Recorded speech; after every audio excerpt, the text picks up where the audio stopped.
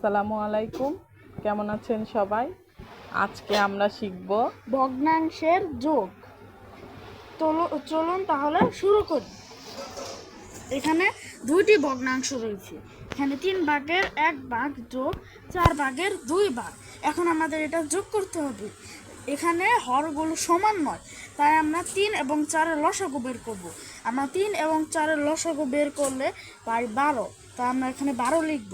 এবং 12কে যখন আমরা 3 দিয়ে ভাগ করব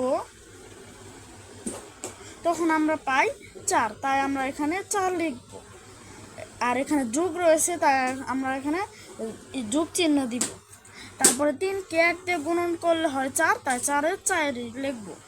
তারপরে 12কে 4 দিয়ে ভাগ করলে আমরা পাই 3 এবং 3কে 2 দিয়ে গুণন করব।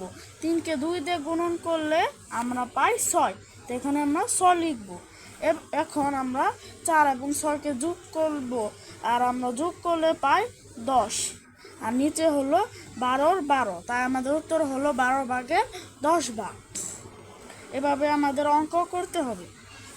এখানে 2 ভাগের 2 ভাগ রয়েছে, তাই হর ও লব একই রয়েছে, তাই আমরা কাটাকাটি করে এখানে 1 লিখব। অথবা ভগ্নাংশ আকারেও করা যায়, সংখ্যা আকারেও করা যায়, দুইভাবে করলেও হয়।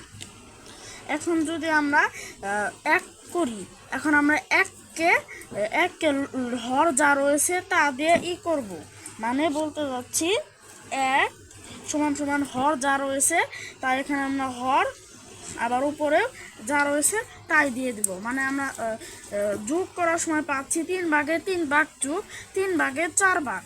এখন আমরা 3 এবং 3-এর লসাগু বের করব, তাহলে আমরা পাই 3 এবং 3 আর 4কে আমরা যোগ করলে পাই 7, তাই এটার উত্তর হলো 7। এখানে কোনো গুণ ভাগ হয়নি, কারণ হর এবং হর একই।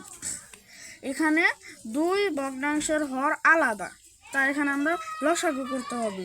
2 এবং 4-এর লসাগু হলো 4, তাই আমরা এখন 4কে 2 দিয়ে ভাগ করলে পাই 2 এবং 1 গুণন করব, তাহলে আমরা পাই 1, তাই 1 গুণন করলে পাই 2 লিখব। তারপর এখানে যোগ রয়েছে, যোগ লিখব। 4কে 4 দিয়ে ভাগ করলে পাই 1কে এখন আমরা 2 দিয়ে গুণন করব, তা আমরা পাই 2। এখন আমরা উত্তরে 2 যোগ 2 হলো 4 এবং 4, 2 হর লব একই রয়েছে, তা আমরা কাটাকাটি করে এখানে 1 লিখব, তাহলে উত্তর হলো আমাদের 1। এখানে হরগুলো সমান।